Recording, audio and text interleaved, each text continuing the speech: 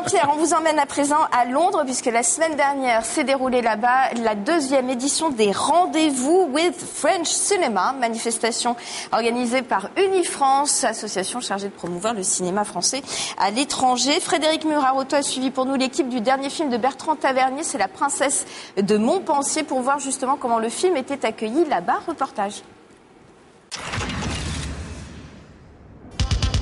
Bienvenue à Londres, mesdames et messieurs. Dans quelques instants, nous entrerons en gare de Saint-Pancras international. Londres, jeudi 17 mars, présentation du film La Princesse de Montpensier, la presse anglaise, ou plutôt The Princess of Montpensier, comme on dit ici, le dernier film de Bertrand Tavernier prévu dans les salles british le 8 juillet.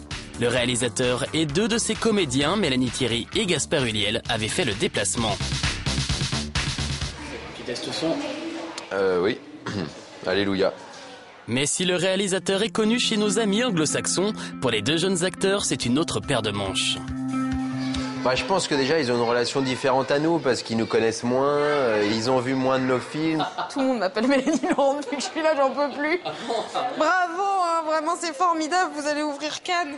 Mais écoutez, je vous remercie. C'est charmant. Je suis très flattée. Bon, merci beaucoup. Là, tu vois, je dois être très rouge. Je suis rouge là, tu vois. Il y a pourtant de quoi rougir de plaisir pour Mélanie Thierry, car sa prestation ainsi que le film ont été très bien accueillis.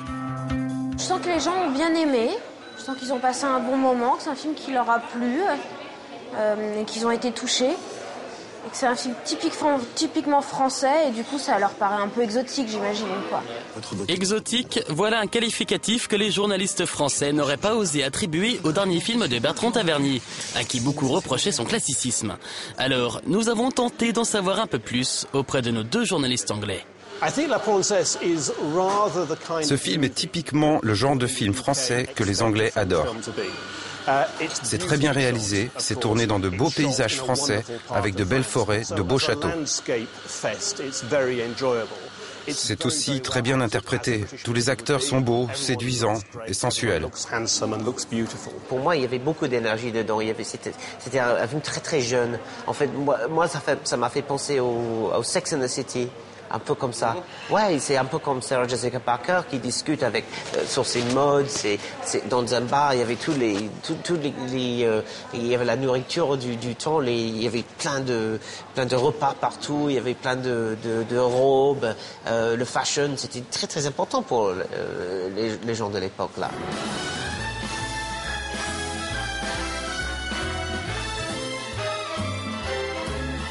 Mais c'est un peu caché, hein. Donc il faut savoir que Tavernier joue. C'est malin ce qu'il fait. C'est pas évident.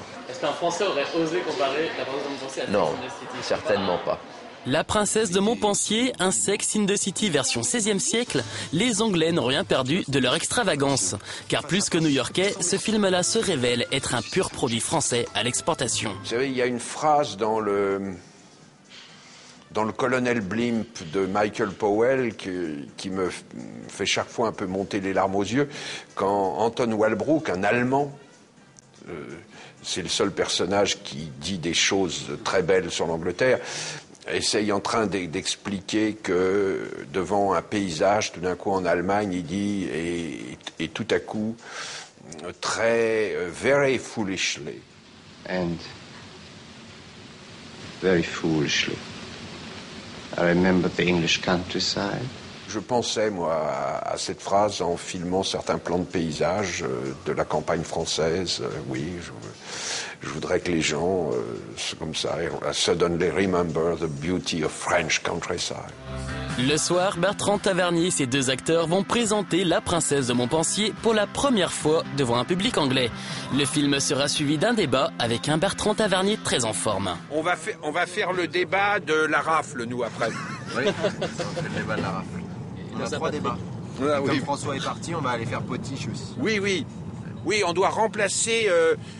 tu dois te faire passer pour Judith Godrèche, là, Mélanie. Ça va être facile. Ou Mélanie Laurent. Je rigole. Oh. The Princess of Montpensier sortira le 8 juillet dans une quinzaine de salles seulement en Angleterre. Reste à savoir s'il saura s'attirer les faveurs du public autant que celles des critiques.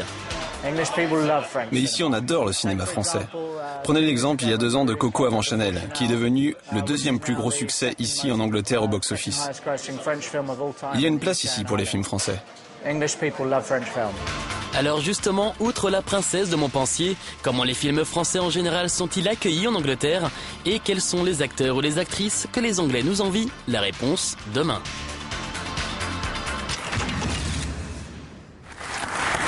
Voilà, Jean-Pierre Meurthe.